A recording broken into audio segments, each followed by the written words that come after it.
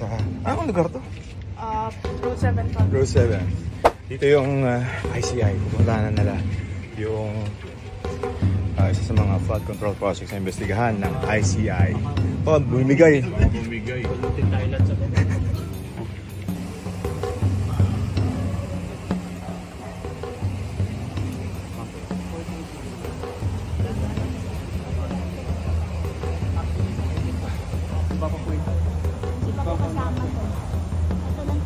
Standaan. Bibigay yung tulay mo. Subukan na. Flood control. bago-bago lang. Tapos dito pa.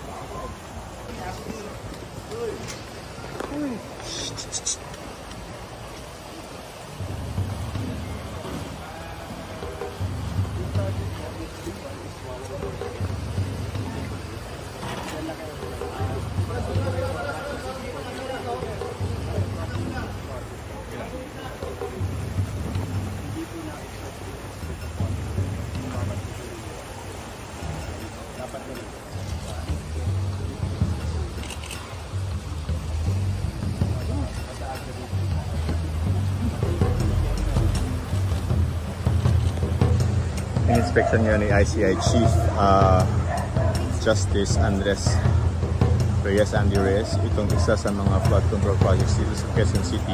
So ina-apprise siya kung ano yung dapat na nangyayari dito sa flood control project na ito. Di ba yung store ko, yung mga lumalabas sa ground wires, yun yung reinforcement. Pero mukhang kinat na nila. Para, kasi alam nila pupunta tayo. Yes. Engineer sa inyo, David. Hindi kayo maligot. Hindi, kasi basta bigla lang tayo ng hagin. Julius, ha? Tayo iwan. Iniwan tayo. Ay, sir, dito po. Dito pa. Roll tayo.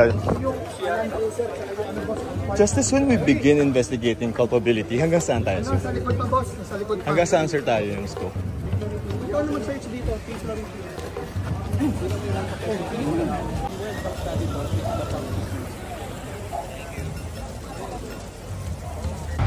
So, nakapunta tayo dito sa ICI. Tinititingnan nila kasi yung mga flood control projects dito sa Quezon City. So, pangatlo na to. So, personally na nakita na ng mga ni Justice Reyes and the other members of the ICI. Go, go, go. Photo ko. Sorry, sir. Magkano yun, sir? Magkano? 48 million? Sir, does it look 48 million to you? May digital copies. Sir?